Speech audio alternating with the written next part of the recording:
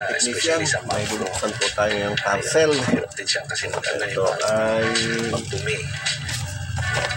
friend recommended DC Famax with grass. Sinabi actually niya nung na 19 baka pa ito dumating. ito sa akin dahil madalas akong hirap dumumi. Sinad niya sa akin yung link ng DC Famax with grass. Nag-research din ako tungkol sa benefits and effects ito sa Ano katawan. problema niya? Bukas na ito nagpasa re-repair. ng reviews Samsung. sa online shops. Noong una, nag-worry ako kasi Dito tayo baka pag inom ko nito, pag dumi ako, at nagtanong ako sa customer service ng DC baka Famax with matulaman grass ito. sa kanilang Ito FB isang Messenger. Bluetooth. Doon ko nalaman na wala itong laxative effect at tumutulong lang ito para maging regular ang ating pagdumi.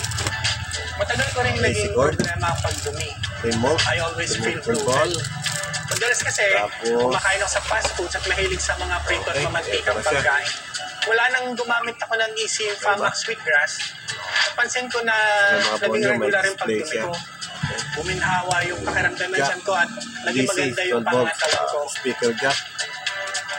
Meron kasi itong detox effect na tumutulong sa paglinis ng ating katawan. With proper diet and exercise, Easy Famax with grass help me to feel good and be fit. Dahil sa regular na pag-inom ko ng Easy Famax with grass, naging magandang resulta sa akin at nararamdaman ko na ang pagbabago sa katawan ko. Sa umaga, umiinom ako bago kumain ng almusal at sa gabi bago matulog. Easy Famax with grass is 100% organic, kaya it's really safe. Patay. Buhay. Yun, buo. Sa mga katulad ko dati na laging constipated at bloated, try Easy Famax with grass. Proven effective ko na ito. Say goodbye to long toilet time and start to feel great from the inside. It's easy to get healthy with Easy Famax with grass. Ito yung kuwan niya. Ito yung speaker niya. Lead.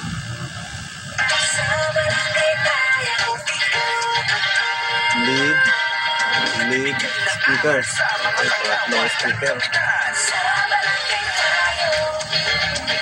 Ito siya. Welcome back mga kabarangay at kagaya nga po ng nabanggit natin kanina dito po sa ating second segment ay meron lamang po tayong ilang katanungan pambarangay na sasagutin at tatalakayin po natin. Of course, kasama pa rin po natin si Cap Dondon. Cap, umpisa na po natin agad sa ating first question.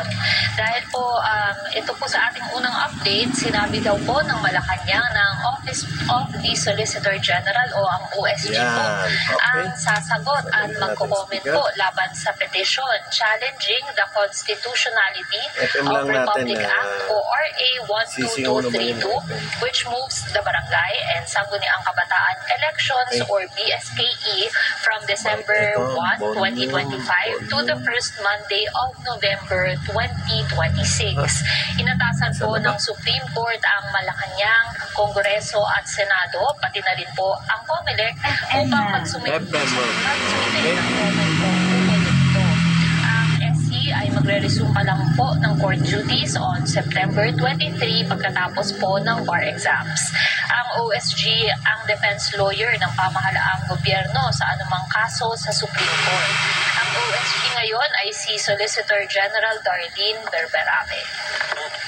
Okay naman siya, may sound siya mga technician, narinig niyo ba yun? So, dito po sa ang bili ko nito is 400 plus. BSKE Cap, ano po masasabi po ninyo kakabit tungkol ko dito?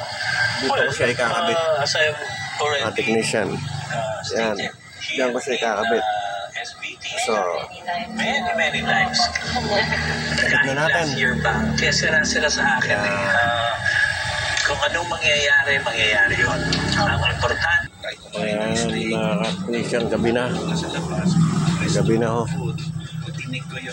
Mario Josep. Kaya na, ito, nakakabit na mga ka-technician, no? Nakikita nyo. Ayan. Every morning, dire-diretso lang siya. Testing. Walang Ayan.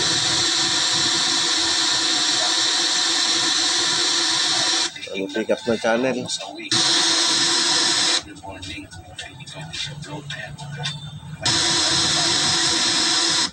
Lagi akong nasa labas, pag-resto ko yung food. Pag tinig with class, cholesterol, triglycerides. Bago. At siyempre, pag morning, dire-diretso lang Bluetooth. siya.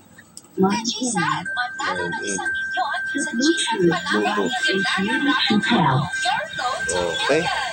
We will be giving away worth of 100,000 Wala tayong pesos USB. every raffle Hindi naman ako mag-Bluetooth. Gamit ko to eh. of Android phone. Bye-bye na, Tabi. We will have Salamat. of 1 million pesos to join